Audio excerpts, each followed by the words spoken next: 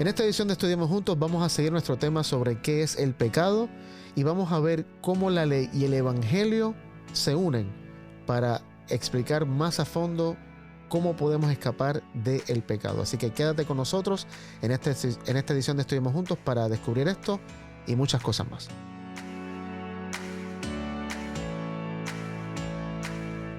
Bienvenidos a esta edición de Estudiemos Juntos. Gracias, como siempre, por estar con nosotros. Te pedimos que te suscribas a nuestro canal de YouTube, que le des like a este video, que lo compartas con todos tus contactos y que escribas también comentarios, escribe preguntas en el chat y así podemos seguir nuestro diálogo a través de las redes sociales. Estamos con Sammy y con Joel, como estuvimos en el programa anterior. Y siempre en esta segunda parte empezamos rápido, no tenemos nada de introducción. Así que, Joel, ¿puedes orar? Querido Señor, gracias porque otra vez estamos juntos. Te pedimos que el diálogo haga que crezcamos en el conocimiento de quién eres tú, de tu propósito, y bendice especialmente a las personas que están del otro lado de la pantalla para que también crezcan junto con nosotros. Esto te lo pedimos en el nombre de Jesús. Amén. Amén. Muy bien, seguimos con la lección número 9, el pecado, el evangelio y la ley. Y estuvimos hablando de cómo definiendo qué es el pecado. Y el pecado original es una distorsión de la realidad de Dios en nuestra mente que nos lleva, provoca, por creer esa realidad, acciones que van, y si lo analizamos, las acciones que tomamos por esa distorsión de Dios hacen sentido bajo la distorsión de Dios. Uh-huh. Hacer lo que hacemos. Pero entonces definimos que eso es el pecado original, es la distorsión de nuestra mente. Y ¿qué entonces vino a hacer Jesús? Jesús vino a revelarnos quién es verdaderamente Dios para entonces sacarnos de esas tinieblas, que a veces en la Biblia también cuando hablamos de tinieblas pensamos en cosas malas, pero tinieblas en la Biblia en el contexto original es justamente estar cegado con respecto a quién es Dios. Ahora, una cosita. Sí. Jesús vino a revelar quién es Dios y especialmente vino a revelar cómo Dios soluciona el problema del pecado. Sí.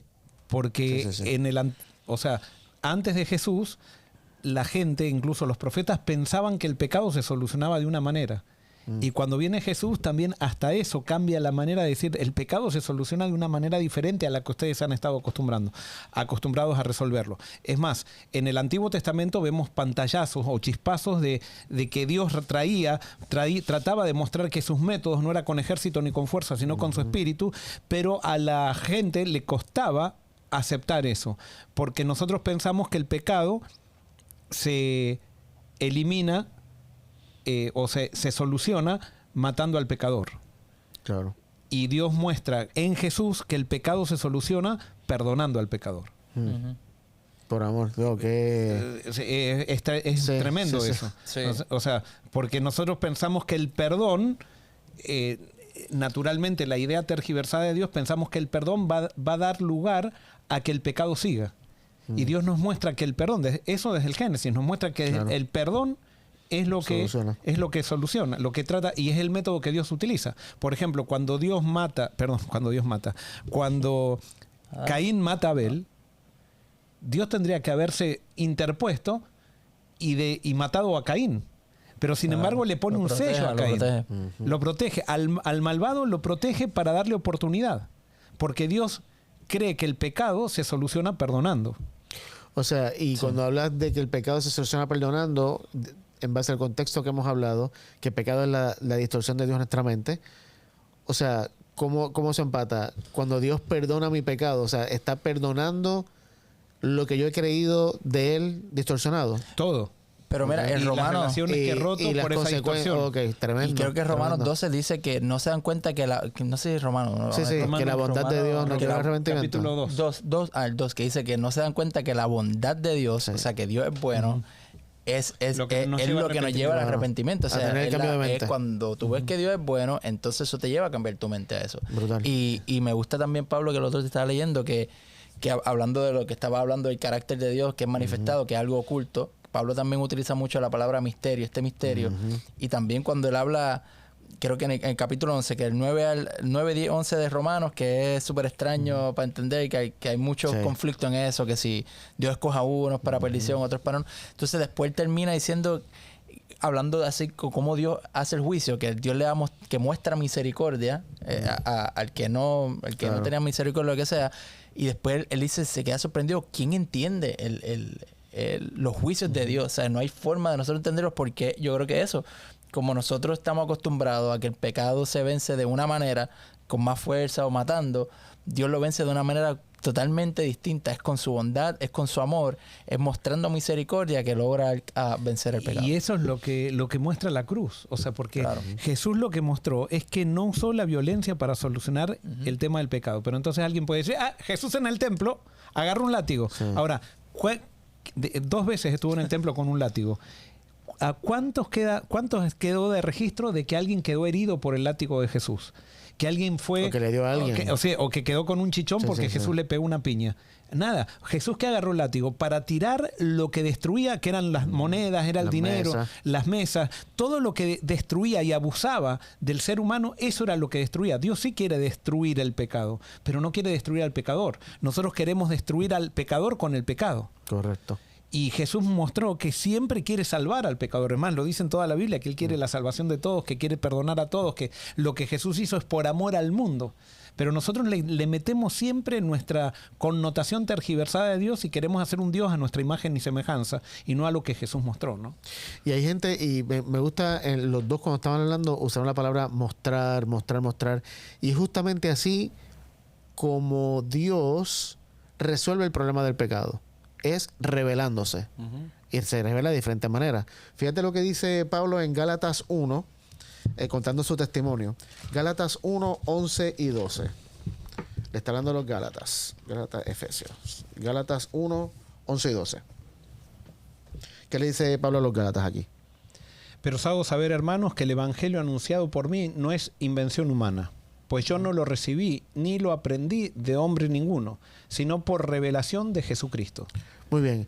Yo pienso que así es como todos realmente, y no sé, tal vez esto es una contradicción, no hay otra manera de conocer el verdadero evangelio sino a través de la revelación de Jesucristo. Y me gusta que Pablo dice, esto no me lo enseñó ningún hombre. Entonces alguien puede decir, entonces ¿para qué doy estudios bíblicos? ¿Para qué me siento con alguien para enseñarle la Biblia? Para revelar a Jesús. Para revelar a Jesús, pero al final del día no soy yo. Pero claro, pero es para que crea. Claro, o sea, ¿cómo que para que crea? Claro, porque la gente naturalmente, todos tenemos una idea tergiversada de Dios. Entonces yo le muestro la revelación de Jesús y tiene que creer o seguir en la incredulidad. Ve la revelación de Jesús que le dice que Dios es bueno, que Dios lo perdona, que Dios tiene un plan, que Dios no desecha al pecador, que esto y lo otro. ¿Cree o no cree? Y entonces si no cree, sigue, a pesar de que Dios ya lo perdonó, sigue viviendo una vida totalmente desordenada y tergiversada de acuerdo a la imagen que tiene de Dios. Y eso repercute en sus relaciones. Porque todo el que tiene a Dios tergiversado en la cabeza afecta al prójimo. Entonces, eso es una ley científica. Sí. El que tiene a Dios tergiversado en la cabeza tiene malas relaciones con el prójimo. Sí, lo que eso me decía ahorita. Ahora, si lo que el evangelio que dice Pablo aquí, que el evangelio que él predica no se lo enseñó hombre, sino que fue por revelación de Jesucristo. Entonces, cuando yo me siento con alguien a estudiar la Biblia para sacarlo de la oscuridad y llevarlo a la luz, no debe ser un estudio de mis creencias teológicas o doctrinales, que es lo que lamentablemente hacemos. Sí. Pero ¿por qué lo hacemos? Quiero que conozcas a Dios. Ven que te voy a enseñar lo que yo creo. Pero lo que le enseñamos de lo que yo creo muchas veces no tiene que ver nada con Dios. No, es que generalmente, es nuestra distorsión de Dios. Sí, y es generalmente, porque eso es lo que dijimos en el capítulo pasado, ¿cuál es el objetivo de Satanás? El objetivo de Satanás no es matar al cristianismo ni nada. Claro. El objetivo de Satanás es sacar a Jesús del centro. Y entonces lo que ha hecho, y eso está descrito en el Apocalipsis, de paso Pablo dice que yo recibí por Apocalipsis de Jesucristo. O sea, así dice en el original. O sea, lo que Satanás se propone es que saquemos del centro a Cristo. Y si sacamos del centro a Cristo ya está todo. O sea, Él ganó todo. Entonces, nosotros cuando vamos a dar estudios bíblicos, las denominaciones han puesto a la iglesia en el centro, no a Cristo en el centro. Entonces nosotros vamos a enseñarle a la persona de mi iglesia. Las creencias de mi iglesia para que entre a mi iglesia, no para que entre al reino. Porque si nosotros, por ejemplo, digamos en el pensamiento tradicional, ¿no? Voy y le enseño la Biblia a una persona y la persona dice, está bien, voy a ir a la iglesia bautista después de haber entendido esto. Nos ofendemos. Sí. Decimos, no. Sí. Es más, y viene alguien de la iglesia bautista y le decimos, tenés que bautizarte, porque ahora que entraste a mi iglesia, tenés que bautizarte en mi denominación. Sí. O sea, hacemos de la denominación la causa de salvación. Es tremendo eso. No nos damos cuenta y empezamos, y alguien que me está escuchando puede decir, este está en contra de las denominaciones. Sí. En cierto sentido, sí. O sea, si las denominaciones quitan del centro a Cristo, es la mejor artimaña de Satanás para sacar a Jesús. Y eso es lo que la Biblia le llama, o el Apocalipsis le llama las hijas de la ramera. Las denominaciones son esas que se ponen muros, que hacen diferencia, son las hijas de la ramera. Quiero este texto, 2 Timoteo 3:5, que tiene que ver con lo que estás diciendo, porque me parece que esto describe, Pablo está describiendo aquí, muchas veces pensamos que está describiendo al mundo, pero mira cómo dice 2 Timoteo 3, no vamos a leer el 5, vamos a leer un poquito antes, si logro encontrar 2 Timoteo. 2 Timoteo, aquí estamos. 3, 1 al 5. También debes saber que en los últimos días vendrán tiempos peligrosos y que habrá hombres amantes de sí mismos, avaros, vanagloriosos, soberbios, blasfemos, desobedientes a los padres, ingratos, impíos, sin afecto natural, implacables, calumniadores, intemperantes, crueles, aborrecedores de lo bueno, traidores, impetuosos, envanecidos, que amarán los deleites más que a Dios, que parecerán muy piadosos, pero negarán la eficacia de la piedad. Evítalos. ¿A quién Pablo está describiendo aquí? ¿Al creyente o al no creyente? ¿Qué se cree? Dice ahí. Acá al creyente. Está escribiendo Timoteo. Está describiendo personas que están en un sistema religioso, que dicen ser cristianos, dicen ser piadosos, y mira la descripción que da. Sí, tremendo. Es horrible. Eso es lo que provoca la irrealidad de Dios en nuestra mente, y cuando sacamos a Jesús del centro, como tú decías, Joel, y lo que ponemos es un credo. Eso. Pongo mi iglesia, incluso mi creencia. Sí, mi declaración de doctrinas. Todo. Entonces me identifico. ¿Por qué? Usemos nuestro ejemplo. ¿Por qué sos adventista? Y entonces vos vas a encontrar muy pocos adventistas que te digan por Cristo. Claro. No, porque igual del sábado. Por el sábado, sí. Porque tenemos 28 doctrinas. Porque creo en la segunda venida visible. Eso se llama identificarse. Sí. Nos identificamos por un sistema de creencias o por ciertas prácticas. Y la Biblia es claramente, Pablo lo dice todo, nosotros nos identificamos en Cristo por la plenitud del Espíritu. No hay otra identificación en la Biblia. Claro. No existe otra manera de identificarse. Y con esto no estamos diciendo que lo que creemos está mal o que no hay que ya creer eso. No, es que tenemos que poner las cosas en su lugar. Y si Jesús, y hay mucha gente que se ofende cuando hablamos de Jesús, que es el centro de Jesús, y hay gente que literalmente se molesta, cristianos, se molestan cuando decimos y hablamos solo de Jesús. Porque han agarrado el anzuelo de Satanás. O sea, han mordido ese anzuelo y entonces están tan centrados en la iglesia, que es buena la iglesia, y siempre decimos que es el mejor invento que Dios hizo acá en la tierra, pero cuando ponemos a la iglesia en el lugar de Cristo, se tergiversa todo, la iglesia, todo. Y termina siendo para mí el sistema más tóxico que existe. Sin Cristo, la iglesia es la maldición más grande que existe.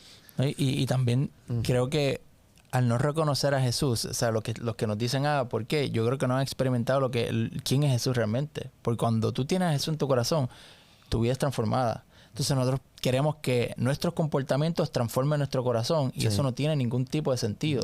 Lo que transforma todo lo que hay dentro de nosotros es Jesús viviendo en nosotros, es Cristo. Cuando estamos con Cristo, porque eso es lo que rápido puede ser que llegue a la mente, pues eso no es libertinaje, no importa, haga lo que le dé la gana. Eso significa que el que está diciendo eso todavía no ha conocido a Jesús. Y todavía no ha permitido que Jesús le transforme su vida. Porque cuando tú conoces a Jesús, es imposible que tú te quedes igual y que no haya ninguna transformación. Pero como no han conocido a Jesús, no entienden eso. Y les da miedo eso. Y mira la ceguera tan cañona que podemos estar, que podemos incluso perseguir y desear matar al que dice eso, pero con apariencia de piedad. No, lo hago... Fue lo que hicieron los fariseos. Correcto, o sea, que no querían entrar al pretorio para no contaminarse y poder estar en la Pascua, pero estaban buscando matar a Jesús. Matar al Mesías. O sea, así de cegados nos tiene esta idea de la realidad de Dios en nuestra mente. Vamos a seguir. Y voy a brincar esto porque iba a hablar de cómo la Biblia menciona que es a través de Jesús que Dios se manifiesta. Hebreos 1, Juan 16, pero eso ya creo que ya lo mencionamos. Vamos a ir ahora entonces, ya que el pecado es una distorsión de la realidad de Dios, ¿cómo reconciliamos una de las definiciones más claras de pecado en la Biblia? En otras palabras, si pecado es una distorsión de la realidad de nuestra mente, que creo que estamos todos de acuerdo, y como consecuencia de eso hacemos cosas malas, ¿cómo reconciliamos 1 de Juan 3:4? Mira la definición que nos da 1 de Juan 3:4. Y quiero que lo lean como lo dice su Biblia. ¿Ok? Todo aquel que comete pecado infringe también la ley, pues el pecado es infracción de la ley. Muy bien. Ahí dice que el pecado es infracción, violación, transgresión, dice otras versiones, no sé qué. Quebrantamiento de la ley. Entonces decimos, por eso muchas personas dicen, bueno, pues entonces la misma Biblia me está diciendo que pecado es violar la ley. Y lamentablemente, y esto no lo digo porque, o sea, nosotros muchas veces idolatramos la Biblia, como dijiste ahorita, Joel. Y creo que hoy Dios ha sido tan bueno, porque, viste, a medida que pasan los años, como también mencionamos ahorita, la revelación de Dios es aún es mayor. Y hoy en día hay tantas herramientas que podemos usar en las redes sociales, en el internet específicamente, que nos ayudan a poder entender un poquito más la Biblia, porque la Biblia no fue escrita en español. Y cuando hacemos un cambio de idioma en las palabras, en el lenguaje, nos vamos a dar cuenta que hay palabras en un idioma que no existen en otros. Y entonces cuando hacemos una traducción tenemos que usar palabras en el idioma al que estamos traduciendo, palabras que se acerquen a lo que eso quería decir, pero no es lo que quería decir. Es simplemente lo más cerca.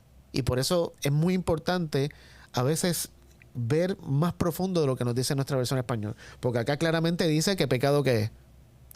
Es transgresión de la ley. Pero si vamos al original, en el original no dice que el pecado es transgresión de la ley. El pecado dice que, la Biblia dice en el original, que pecado es estar sin ley.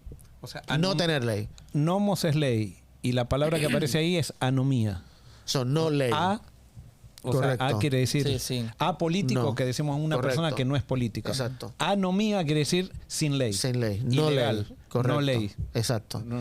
Y para mí eso hace un cambio inmenso.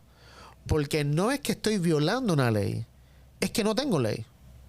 Y obviamente esa es otra palabrita que nosotros los cristianos, inmediatamente que escuchamos la palabra ley, ¿en qué pensamos? 10 mandamientos. Los 10 mandamientos. Automáticamente, especialmente nosotros los adventistas, es automático. Ley son las 2 tablas de piedra. Sí.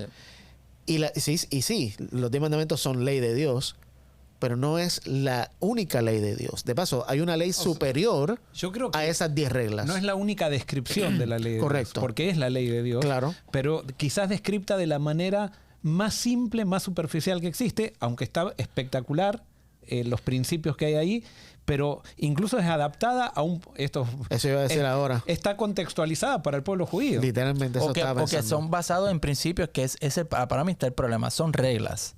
Los 10 mandamientos para mí son reglas que están basadas en principios. Entonces, nosotros tenemos que analizar los principios que están detrás de esa ley.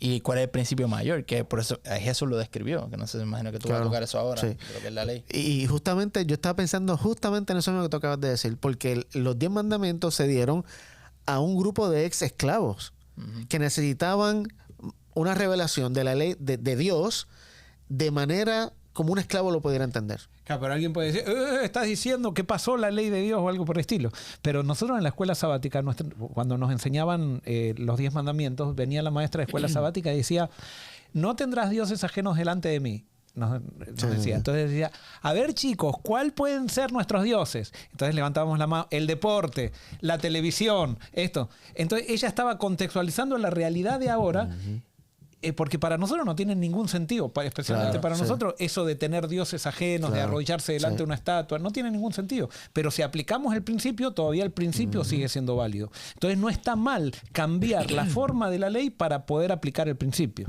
Y por eso entonces, si Jesús hubiera llegado, no sé, si Dios no hubiera dado ley y la hubiera dado ahora en el 2026, tendríamos el mismo principio, pero serían 10 reglas totalmente diferentes. Bueno, eso fue lo que 10 hizo mandamientos Jesús en los diferentes. evangelios. Porque cuando le preguntaron cuál es la ley, El Sermón del Monte.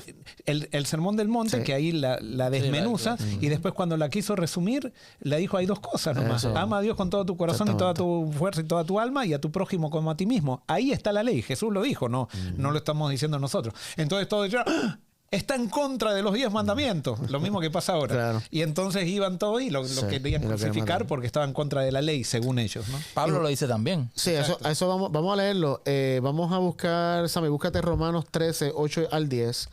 Joel, búscate Gálatas 5, 14. Porque está bien Sí, claro, claro. pero quiero leerla también, el que mencionó Joel, que quería leerlo, Mateo 22.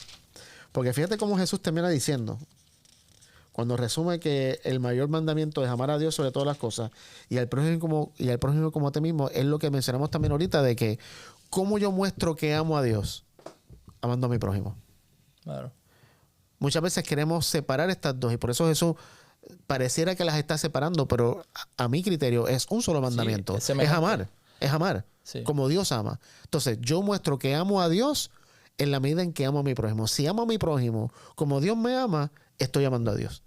Que fue lo que Jesús enseñó, que fue lo que tú diste ahorita, Joel, de que si tengo sed, alguien tiene sed, le doy de beber, y Jesús le va a decir, si se lo hiciste a uno de estos, me lo hiciste a mí. Sí, o sea, que esos mandamientos no es como que uno está por encima del otro. Correcto, sino sí. que Sí, van porque en decimos, conjunto. no, yo puedo amar a Dios, pero a veces puedo odiar a mi prójimo. No, si odias a tu prójimo, no estás amando a Dios. Sí. Bueno, Punto. lo dijo San Agustín, a pesar de que no estamos muy de acuerdo con todo lo de San Agustín, Sí, sí. pero él dijo, busqué a Dios y no lo encontré, busqué a mi prójimo y nos encontramos los tres. Exacto. O sea, es en mi prójimo que encuentro a Dios. Encuentro a Dios. Solo en un monasterio y eso es una fantasía.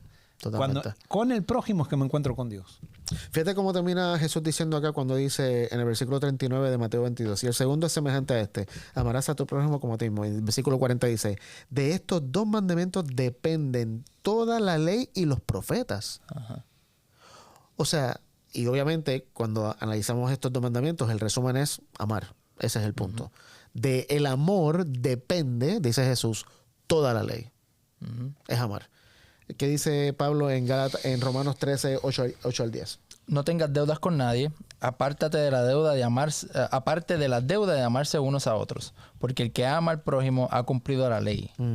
Los mandamientos: no adulterarás, no matarás, no hurtarás, no dirás falso testimonio, no codiciarás, y cualquier otro mandamiento se resume en esta sentencia.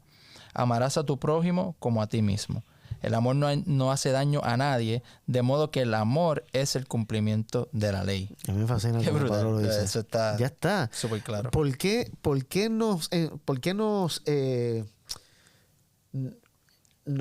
¿cuál es la palabra que quiero usar? Empecinamos. Sí, nos empecinamos en diluir la ley en cosas que tengo que hacer y cosas que no tengo que hacer.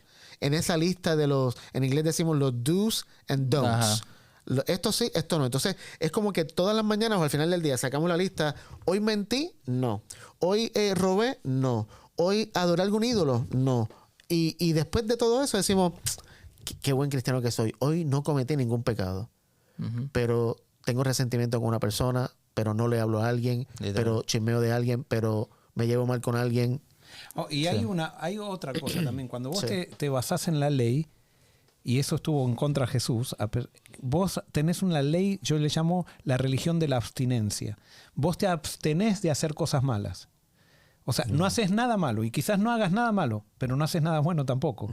O sea, Exacto. te abstenés. Entonces, Jesús mostró que no es abstenerse, no es abstenerme a hacer cosas malas, sino que es hacer cosas buenas. Exacto. Y por el prójimo. Entonces, por eso estaba la ley que nosotros decimos la regla de oro, que ya Gilel la había dado en forma negativa. El Gilel decía, no hagas con nadie lo que no te gustaría que hagan contigo.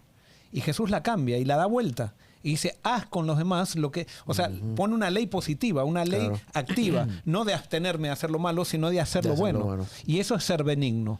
Benigno, cuando dice el amor es benigno, quiere decir que el amor no solamente se abstiene de hacer cosas malas, sino que hace cosas buenas. Y Jesús le dice, hasta por el enemigo. Y uniéndolo con lo que decíamos ahorita, ¿por qué nos abstenemos de hacer cosas malas?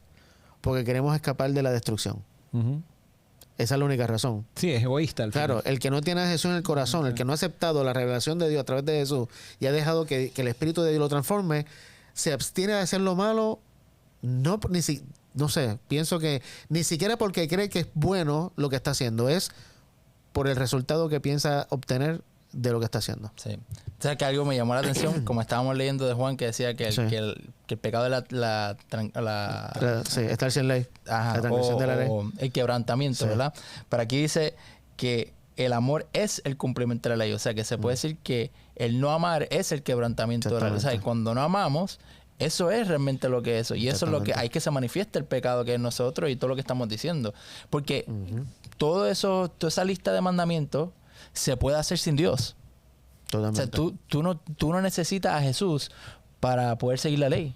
Si no, mira a los fariseos y todo O sea, lo que estamos hablando. Para Sí. abstenerte de lo malo, no necesitas a Dios. No, tú puedes, Exacto. exacto. Pero entonces, si tú quieres Pero para amar. para amar, es imposible. Una Tú actitud puedes activa. amar de forma egoísta a porque quienes son tú tus quieras hijos. o lo que sea, pero realmente amar como Dios. Por eso la persona que más cerca está de Dios, el termómetro es eso, la relación más quebrantada que tú tienes o más difícil, eso te va a decir cuán cerca tú estás. Cuando Sí. estás dispuesto a aún ir a la milla extra por esa persona, ahí es cuando más una persona que está llena del Espíritu realmente es una que hasta puede amar hasta a sus enemigos. Y eso fue lo que justamente dijo Jesús. Jesús dice que amar al que te da de comer o al que te hace algo es fácil, pero amar al que te ofende, amar al que te persigue. Y el amor que Jesús está describiendo, la barra es bien alta. Es amar como yo amo, dice Claro. Jesús. ¿Y cómo Jesús ama? Incondicionalmente. Y esa es la gran pregunta. ¿Nosotros podemos amar incondicionalmente? No. Sin el Jamás Espíritu, en no. la vida. Sin el Espíritu no podemos hacerlo. Joel, ¿qué decía Gálatas 5:14? Todavía dice esto. No obstante, reinó la muerte desde Adán hasta Moisés, y aún en los que no pecaron a la manera de la Dice Gálatas, transgresión de Adán. Está Gálatas. en Romanos. Gálatas 5:14. Gálatas 5:14. Ya me parecía. Entonces tenía... Dice, adiós, ese texto no me suena. Yo sé que me he equivocado antes, pero El karma. Ahí está. 5:14. Porque toda la ley en esta sola palabra se cumple. Amarás a tu prójimo como a ti mismo. fíjate cómo Pablo tan categóricamente ni siquiera dice ama a Dios. La ley es ama a tu prójimo. Es como que cogió lo que dijo Jesús y ahora nos lo explica aún más íntimamente. Sí, amar a Dios, está bien, concéntrate en amar a Dios, amando a tu prójimo. Es que mira, para mí una de las cosas más contundentes es que Jesús también enseñó, que para mí me vuela la mente, cuando Él dice que si tú me vienes a adorar a mí, deja tu ofrenda y ve y tienes algo con reconcíliate. alguien. Para mí es como que para Dios es más importante que nosotros estemos en buenas relaciones, que estemos en la iglesia adorando y haciendo lo que sea, que a veces hacemos todo lo contrario. Podemos tener en nuestra vida un desastre con otras personas, pero vengo a la iglesia. Y con eso no estoy diciendo porque ahí en la iglesia uno encuentra, pero Dios siempre te va, si realmente tú tienes un encuentro con Jesús, siempre te va a llevar a eso. Sé que es difícil porque puede ser que, pero está el rencor y ahí es que está, eso es lo que Dios quiere arrancar en nosotros, porque si no, no sirve de nada. Y podemos levantar nuestras manos, estar en adoración, lejos de Dios. Y si no estamos arreglando y viviendo en buenas relaciones. Bueno, y quiero terminar, tenía muchas otras cosas para comentar, pero quiero terminar con esto. Si entonces amar como Dios ama es la evidencia de que, por decirlo así, no estoy en pecado. Si amo como Dios ama, no estoy en pecado, porque si el pecado es la distorsión de Dios en mi mente y esa distorsión me lleva a hacer actos de, ¿qué es lo opuesto al amor? De odio, de maldad, no sé, de egoísmo. Entonces, si creo la revelación de Dios a través de Jesús y dejo que el Espíritu me transforme y me capacite para amar, porque yo por mí mismo no puedo amar, que es justamente adelantándome a lo que quería decir. Entonces, cuando amo como Dios ama, no estoy en pecado, porque cuando amo es la evidencia de que entiendo quién es Y Dios. entonces te voy a Dios es llevar amor. a la discusión. Ajá. Entonces, cuando Nos amo, quedan 2 minutos. cuando amo como Dios ama, no estoy en pecado y no peco. vamos a entrar en eso, Ayer tuvimos como una discusión de en una ese hora. sentido, sí. Cuando hablamos de pecado, o sea, de que es amar o no amar. Lo que pasa es que hay una diferencia acá, y eso también lo estudiamos en los discipulados orgánicos. Yo puedo ser ilegal y estoy fuera de la ley. Y por más que me esfuerce y eso, voy a ser ilegal siempre. Cuando soy legal es porque recibí el estatus de alguien que me lo regaló y yo entro en legalidad. Ahora, yo no pierdo la legalidad a pesar de que me equivoco y me pasa un semáforo en rojo. Claro. Yo sigo siendo legal. A pesar de que por mis limitaciones me pasa un semáforo. ¿Tengo una multa? Sí. Pero no estoy en pecado. ¿Se entiende? Sí, y eso es lo que muchas veces no entendemos. O sea, yo puedo transgredir la ley de Dios y no estar en pecado. O sea, puedo transgredir un mandamiento, no la ley de Dios. Claro. Y estar todavía en la ley. Bueno, pero si estoy en la ley, o sea, pero cuando transgredo un mandamiento y estoy en la ley, no voy a decir, ¿qué importa? Porque estoy en la ley y entonces transgredo, me voy a meter todos los semáforos en rojo porque yo soy ciudadano. De acá No, porque pongo en peligro a toda la gente. Entonces tiene que ver más con una actitud. La perfección de la cual habla la Biblia, que yo creo que la podemos tener, es tener una actitud íntegra. Por supuesto, siempre va a estar contaminado todo lo que estamos haciendo nosotros porque hemos sido pecadores y somos pecadores y por eso no podemos presentar nuestras buenas acciones como meritorias para que Dios nos acepte, porque ya Dios nos aceptó en Cristo y nos aceptó. Pero sí nosotros podemos llegar a vivir una vida de amor y podemos decir, no estamos en pecado. Eso no quiere decir que somos perfectos, eso no quiere decir que somos mejores que nadie, sino que el Espíritu Santo es lo que quiere provocar en nosotros victoria sobre el pecado. Y ahí es donde entra lo que es el Evangelio. Porque para mí eso son buenas noticias. Que cuando recibo a Jesús y dejo que Jesús more en mi corazón a través del Espíritu, es lo que dice Efesios 1, Él me sella con su Espíritu. El Espíritu es la garantía. Entonces, aunque en este caminar, en este peregrinaje, en este journey, como decimos, que tenemos con Jesús, aunque tropiece y caiga, no dejo de ser parte de la familia. No dejo de ser. No me transformo en ilegal por claro. caer. Y eso es algo que yo creo que tampoco entendemos mucho en los círculos religiosos. Pensamos que en el momento que yo pequé, Dios me mira con desprecio. Que perdí la salvación, tengo que de vuelta. Que el pecado me alejó de Dios. Y sí, el pecado me alejó de Dios, pero acá. Dios está aquí. Y desde la perspectiva de Dios, nunca dejaste de ser su hijo. La confesión del pecado no es para ganar el favor de Dios. La confesión del pecado es, y confesión quiere decir acercarme a Dios con confianza para contarle lo que pasó en mi corazón. Es nuevamente porque el pecado me hizo alejar de Dios. La confesión es volver. O sea, el que confiesa es porque vuelve. Es porque realmente vuelve a confiar de que Dios lo ama, porque si no, no confieso. Totalmente. Pero nosotros a veces pensamos que la confesión es para ganar el perdón, cuando el perdón ya lo tenemos, sino que es para hacernos conscientes de que Dios es perdonador, es para conocer que Dios no es que me perdona, es que siempre me perdona porque es perdonador. Entonces, no es para lograr el perdón de Dios, es para darme cuenta quién es Dios, la confesión. Buenísimo. Bueno, hay mucho para hablar de esto, ¿no? Lamentablemente ya se nos acaba el tiempo. Pero sí, simplemente te quiero dejar con lo que hemos dicho aquí siempre, y es que Jesús realmente es todo. Y por eso el Evangelio, esas buenas noticias de Jesús, en donde Dios se manifestó, y en Jesús es que podemos ver esa realidad de Dios que nos va a transformar la mente con respecto a quién es Dios, y vamos entonces como consecuencia vivir una vida que realmente nos va a traer mucha paz y mucha alegría, porque cuando estamos creyendo esas mentiras, vivimos con mucha ansiedad, con mucho estrés. Pero cuando aceptamos esta realidad de Dios a través de Jesús, Dios nos da paz. Y al final del día, Dios lo que quiere también es que no solo que lo conozcamos, pero que a través de conocerlo podamos vivir en amor y en paz y disfrutar de esas relaciones saludables que van a traer mucha alegría a tu corazón y que van a impactar a todos los que te rodean. Gracias por estar con nosotros. Te esperamos la próxima semana en otra edición de Estudiemos Juntos. Que Dios los bendiga.